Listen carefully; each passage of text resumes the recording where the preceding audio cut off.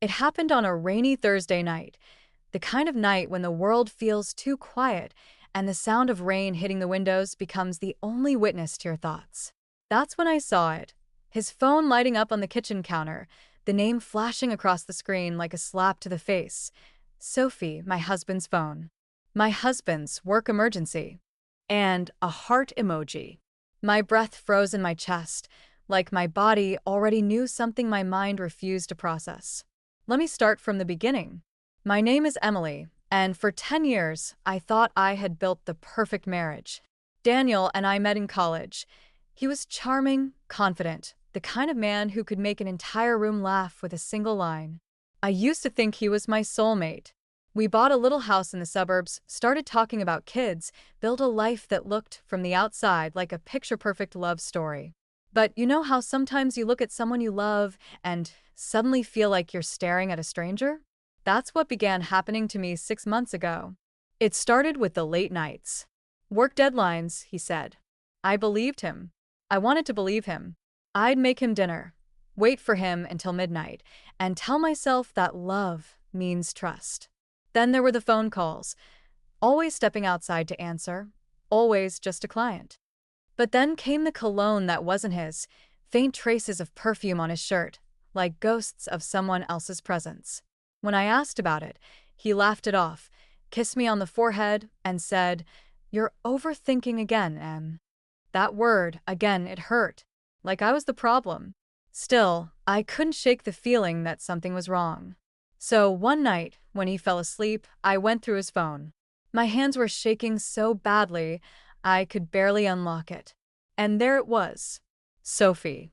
Texts filled with heart emojis, inside jokes, things like, "I can't wait to see you again," and "last night was perfect." My stomach turned. Sophie wasn't just anyone. She was my best friend. The woman who stood beside me at my wedding. The woman who babysat our dog when we went on vacation. I stared at the messages until tears blurred the screen. It felt like my world was collapsing in slow motion. I wanted to scream, to throw the phone across the room, but instead, I just sat there in silence. I didn't confront him right away. No, something in me snapped that night, but it wasn't rage, it was calculation. I needed to know how far it went. So I started watching. Every little detail. The way his eyes lit up when his phone buzzed. The way he'd suddenly have to grab a drink with the team. The way he'd delete messages right in front of me, thinking I didn't notice. And Sophie, she was acting strange too. Canceling plans. Avoiding eye contact. Once, she even asked me if I trusted Daniel, and I remember laughing, saying, "Of course. He's my husband." Her eyes flickered for just a second.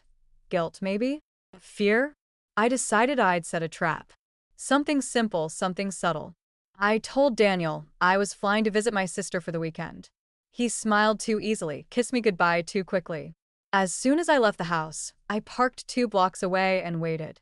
I sat in the car for hours, watching the house, feeling my heart pound like it wanted to burst through my chest. Around 9 p.m., I saw a car pull into the driveway. Sophie's car. She got out, looked around nervously, then knocked on my front door. And Daniel opened it, shirt undone, hair messy, smiling that same smile he used to save for me. I watched through tears as she stepped inside, and he pulled her in by the waist. They didn't even wait. Right there, behind the window where we used to sit and drink coffee together, they kissed. I wanted to run in, to scream, to destroy everything in sight, but I didn't. Not yet. Because I had my phone recording every second of it. When I finally walked back into that house, it wasn't with tears, it was with silence. They didn't even hear me come in. The sound of their laughter was burned into my memory. I dropped my suitcase loudly, and the moment their eyes met mine, everything stopped. Sophie froze, her lipstick smeared, her face pale. Daniel stammered. "Emily, I can explain," but I didn't let him finish. "Explain what, exactly?" I asked, holding up my phone, the screen still playing their little performance. His face went white. Sophie started to cry. And all I could do was laugh.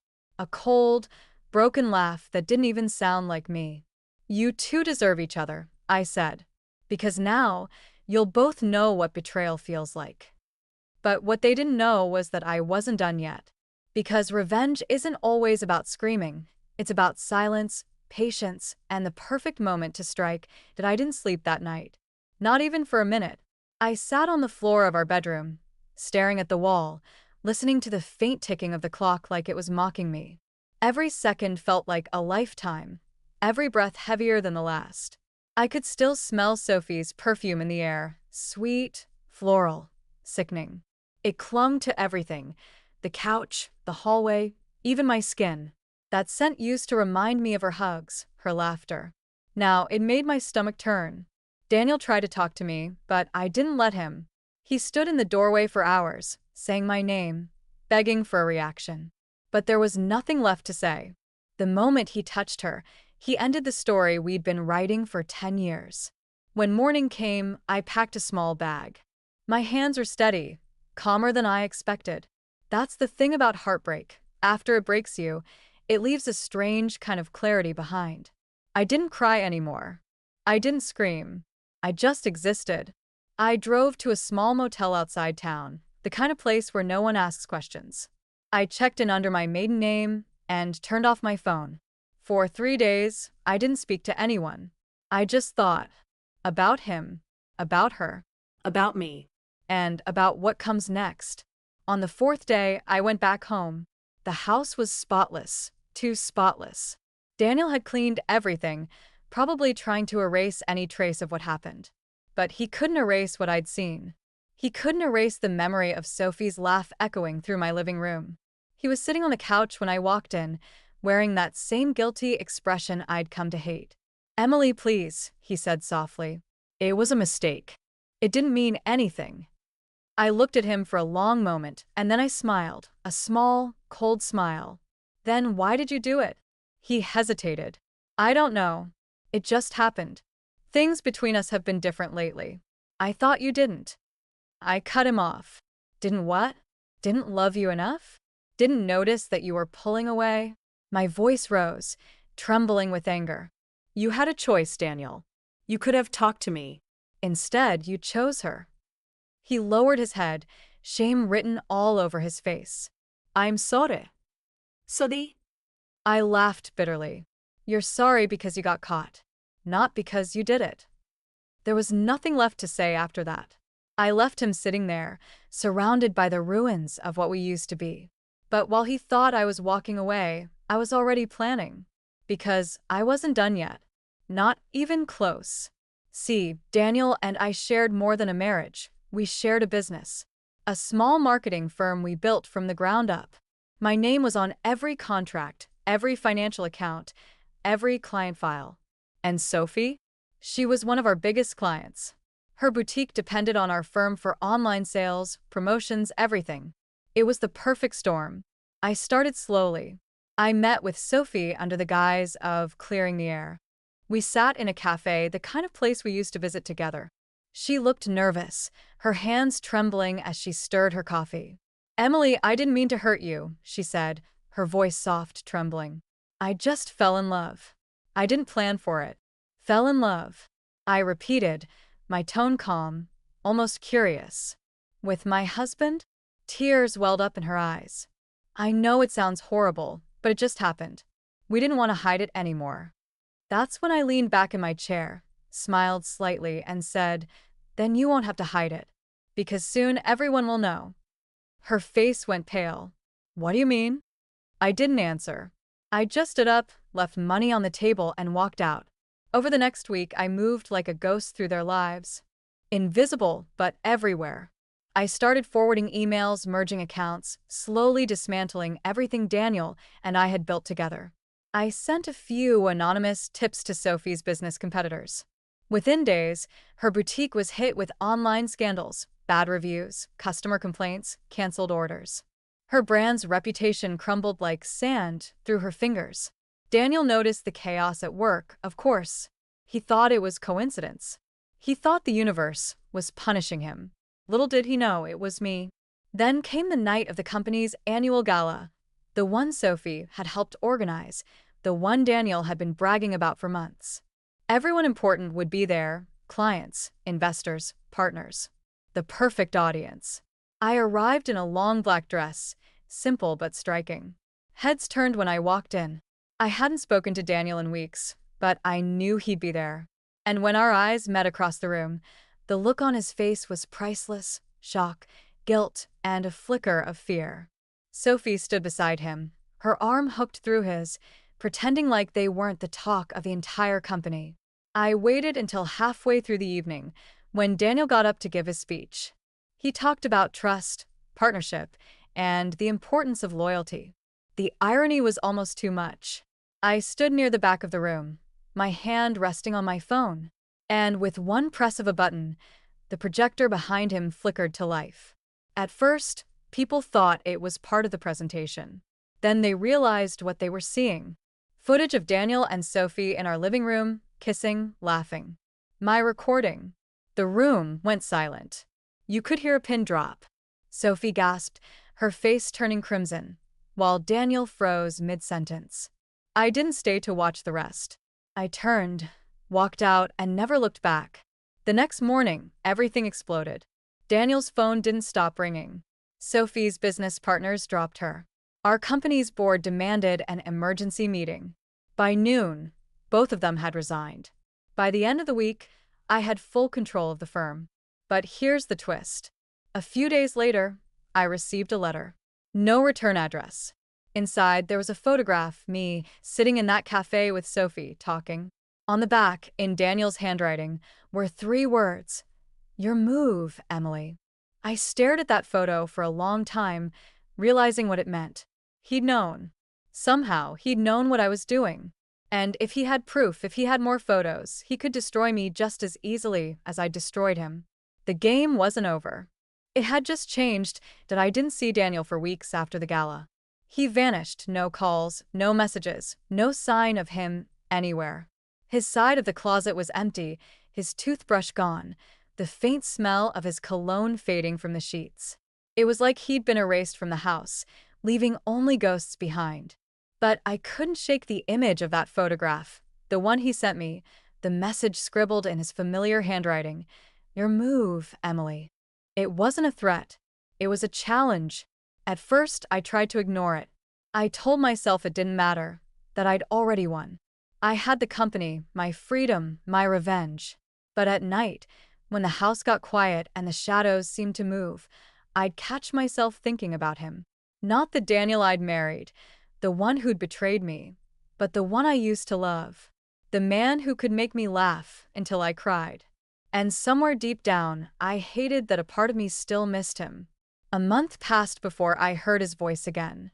It was on a voicemail left at 2:13 in the morning. "Emily, I know what you did. You think you destroyed me, but you didn't. You just reminded me who I really am." His tone was calm, almost eerily calm. "Meet me tomorrow. The lake house. Noon. The lake house. Our old getaway spot. The place where we'd spent anniversaries, where we dreamed about growing old together." I hadn't been there since before everything fell apart. My instinct told me not to go. But my curiosity, my pride, my anger, they all whispered the same thing: go. When I arrived, the world felt still. The lake was glassy, untouched. The house looked the same: white porch, chipped paint, the swing creaking in the breeze. For a moment, it felt like stepping into a memory. But then I saw him. Daniel stood by the railing, hands in his pockets, looking out at the water. He looked thinner, older. His suit was wrinkled, his hair longer. But his eyes were sharp. Cold. Calculating. "You came," he said without turning around. "Of course I came," I said. "You wanted a meeting." He smiled faintly. "You think this is a meeting?" He finally turned to face me. "This is a reckoning." I crossed my arms. "What do you want, Daniel?" He pulled something from his pocket, a flash drive. "You've been busy," he said, holding it between his fingers. "Emails. Financial transfers. The fake reviews you ordered for Sophie's boutique. You thought you covered your tracks, but you forgot one thing." My stomach tightened. "What are you talking about?" "You used the company's Wi-Fi, Emily. Every single thing you did went through our servers. And I still have access." My heart dropped. I'd been so careful, so calculated. But he was right. I hadn't thought about that. So what? You're going to blackmail me? He shrugged. I don't need to. I just want you to know that you're not the only one who can play games. I laughed, but it came out hollow. Games? You cheated on me with my best friend, Daniel. You destroyed our marriage. Don't pretend you're the victim now. He stepped closer, his voice low. I'm not the victim, Emily. Neither are you. We're just two people who got tired of pretending. You wanted revenge? Fine. You got it. But you forgot one thing. Revenge doesn't end things. It binds you to them forever. For a second, I didn't recognize the man standing in front of me. He wasn't my husband. He wasn't even a stranger. He was something else entirely, someone who'd seen too much, lost too much, and decided that destruction was the only way to feel alive again. Why are you doing this? I asked quietly. Because I want you to see what it feels like, he said. To lose everything you thought you controlled. Before I could respond, he tossed the flash drive into the lake. It sank instantly, swallowed by the dark water. Then why bring it here? I demanded. He looked at me, and for the first time in months, his eyes softened. Because it was never about ruining you. It was about ending us. He turned and walked away, leaving me standing on the porch, staring at the ripples spreading across the water. I should have felt relief. But all I felt was emptiness. The next day, I got a call from Sophie. I almost didn't answer, but curiosity got the better of me. Emily, she said, her voice shaking. It's Daniel. He's gone. Gone? What do you mean gone? They found his car near the cliffs. His wallet, his phone. But no sign of him. For a moment, I couldn't speak. The world spun around me. No, iwi sparat. He wouldn't, but she was already crying. They think he jumped. I hung up and just sat there, numb. My mind replayed our last conversation, his words echoing in my head. It was about ending us. I wanted to believe it wasn't true. I wanted to believe he was out there somewhere, alive, punishing me in some twisted way. But deep down, I knew. Days turned into weeks. They never found his body. The police called it presumed death. I called it unfinished business. Then one night, about 2 months later, I received a package. No return address. Inside was a small wooden box. My hands trembled as I opened it. Inside was Daniel's wedding ring and a note. 3 words, again in his handwriting. Did you win? I stared at it for hours. I couldn't cry. I couldn't move. Because I realized something then. Revenge hadn't set me free. It had chained me to the very thing I was trying to escape. Every night since, I dream about that lake. I dream about him standing there, looking back at me, waiting. Sometimes I wonder, did he really jump? Or is he still out there, watching, waiting for his next move? What do you think? Did I win, or did I just become exactly like him? 3 months after the package arrived, I moved out of the house. I told myself I was starting over, new city, new home, new life. But the truth is, you can't start over when your past is still breathing somewhere in the dark.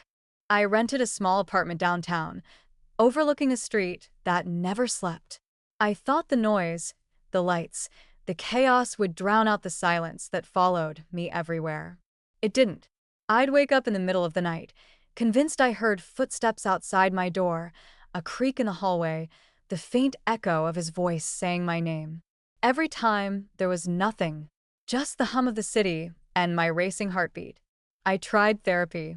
The therapist said I was processing grief. I laughed. Grief? I asked. He betrayed me, humiliated me, ruined everything we built. I'm not grieving him. She just smiled gently and said, You're not grieving him, Emily. You're grieving who you thought he was. That stuck with me. Who I thought he was. Because sometimes I still see flashes of that man. The one who brought me coffee in bed, who wrote me stupid love notes, who swore he'd never hurt me. And then I remember what he did. What we did to each other.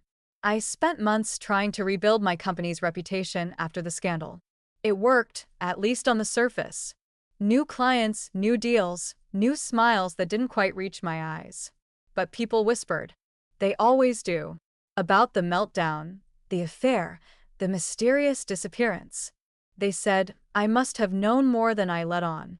That maybe I wasn't just the victim. That maybe I had something to do with it. Then one morning, I received an email. No subject line. No sender name. Just a single sentence.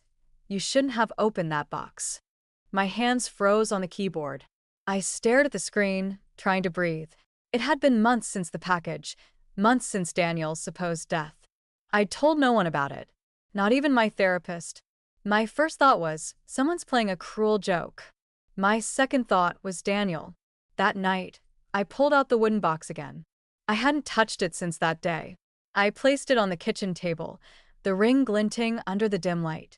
For the first time, I noticed something I hadn't before, a faint engraving on the inside of the lid. Tiny letters, almost invisible. Check the ledger. Ledger? The next morning, I went to the office. I still had access to all of Daniel's files, even after his disappearance. He'd been meticulous about records, budgets, invoices, handwritten notes. I searched every folder, every drawer, until I found it, a small black notebook tucked behind a row of old binders. The first few pages were business notes, client summaries, financial updates. Then it changed. The handwriting grew messier, more personal. My name appeared again and again. Emily doesn't suspect. She's getting too close. Sophie is losing control. My stomach twisted as I kept reading.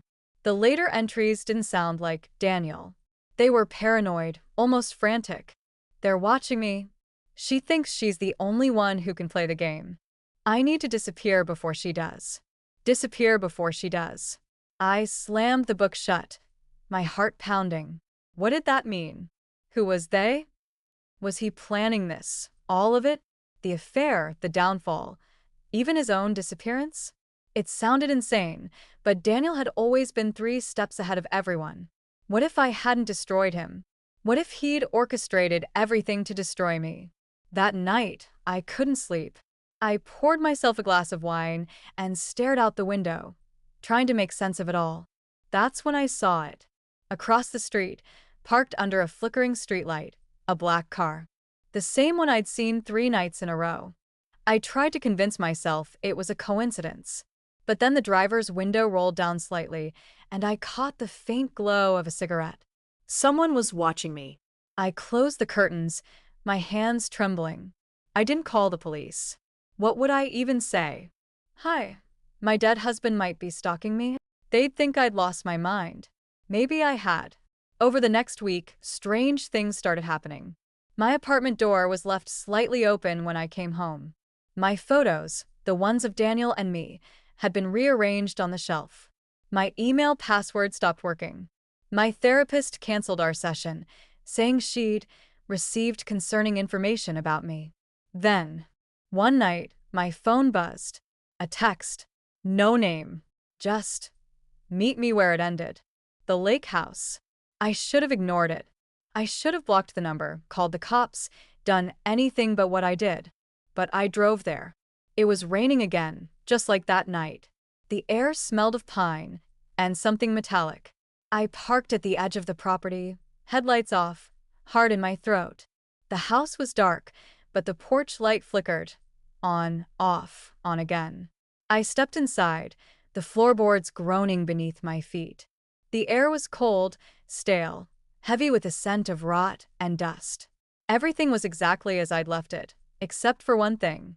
On the table by the window, there was another box, identical to the first. I opened it with shaking hands. Inside was a flash drive. I took it home, plugged it into my laptop, and waited. A video file appeared, truthed and P4. The screen flickered, and then Daniel. He was sitting in the same chair I'd last seen him in, wearing the same suit, looking straight into the camera. His face was pale, his eyes hollow. If you're watching this, he said, then it means you found the ledger. Good. That means you're ready to know. He leaned closer, voice lower. You think I betrayed you. But it was never about Sophie. It was never about the affair. It was about them. The people behind the company. The ones who didn't want us to succeed.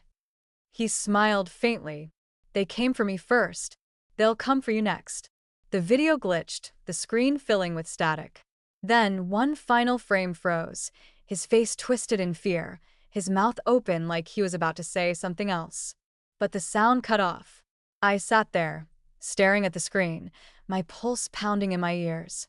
Them? Who were they? Was this another game? Another manipulation? Or had I stumbled into something darker than betrayal? Something I was never meant to uncover? The next morning, I went back to the office. But when I got there, the door was unlocked. Inside, everything was gone. Files. Computers. Even the paintings on the wall. Like the place had been wiped clean overnight.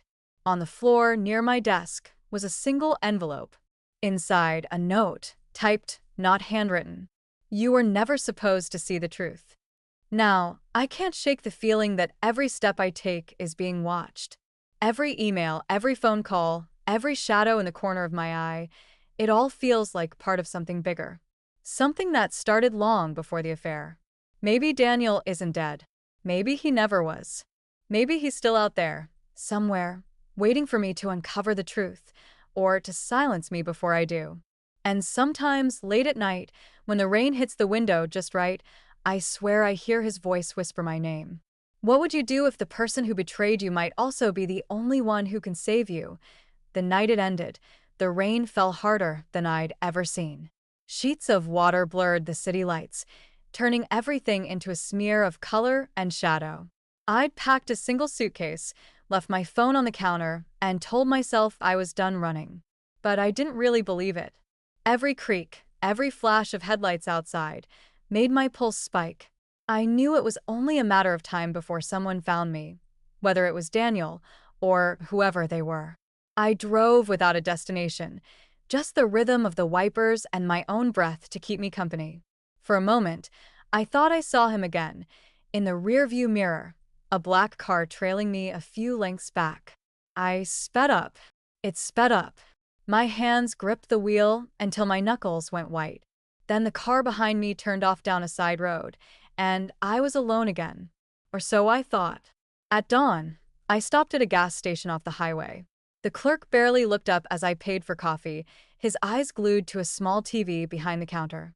Then I saw it, my name crawling across the news ticker. Local businesswoman under investigation for embezzlement and fraud. My picture. My company's name. My world unraveling in real time.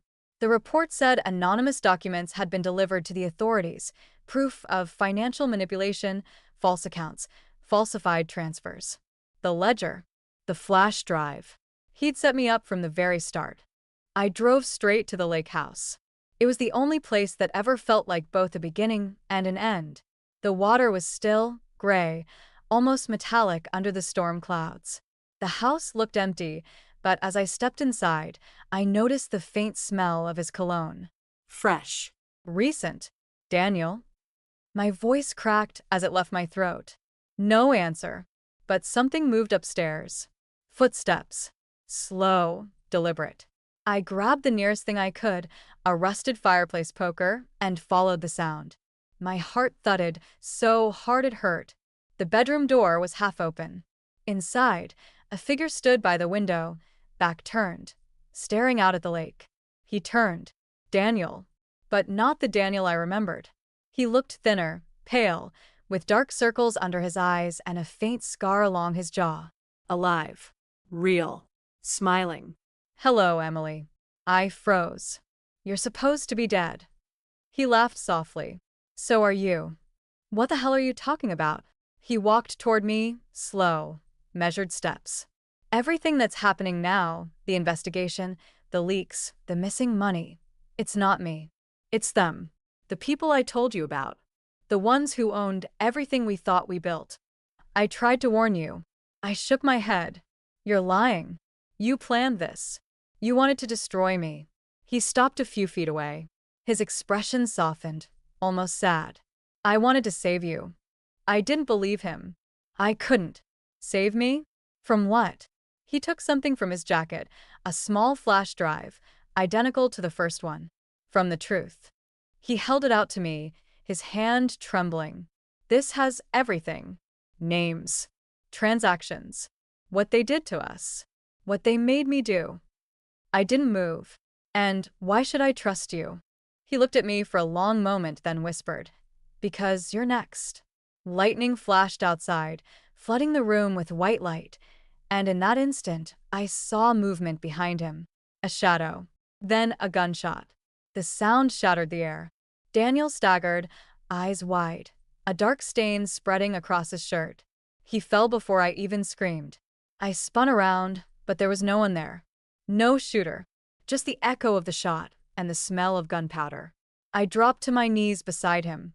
His lips were moving, blood trickling from the corner of his mouth. "Run," he whispered. "They know." Then he went still. I don't remember leaving the house. I just remember the rain and the sirens in the distance, the flash drive clutched in my hand.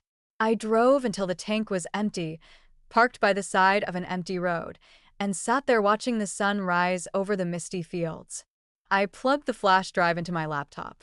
It was encrypted, password protected. A single prompt blinked on the screen. Enter key. I tried everything, dates, names, codes, until on impulse I typed the one word that kept echoing in my mind. Win. The screen flickered, and the files opened. Dozens of folders, labeled with familiar names. Investors, clients, government officials, offshore accounts. Proof that everything Daniel said was true. We hadn't been partners in a marriage. We'd been pawns in someone else's game. Then, as I scrolled through the files, a video started to play automatically. Security footage. The lake house. From that same night. Only this time, it showed everything. Daniel wasn't alone when he was shot. There was someone else. A woman. Dressed in black. She stepped out from the shadows, gun in hand, and as she turned toward the camera, I saw her face. It was me. My breath caught in my throat. The woman looked exactly like me. Same hair, same clothes, same everything. She looked straight at the camera and smiled. The screen went black. I stared at the reflection on the laptop, my own face staring back at me, pale and shaking. I don't know if what I saw was real, a deep fake, a hallucination, or something worse. But since that day, strange things have kept happening. My ID numbers don't match government records. My fingerprints are flagged in systems I've never accessed. Every mirror feels like it's showing me someone slightly different. Maybe Daniel was right. Maybe they replaced him. Maybe they replaced me. So now, I'm leaving this story here, for whoever finds it next. If something happens to me, if I disappear like he did, you'll know it wasn't by choice. And if one day you see someone who looks like me, talks like me, smiles like me, ask yourself this. Would you still believe it's really me? What would you do if the person you trusted most, or the person you saw in the mirror, wasn't who they appeared to be?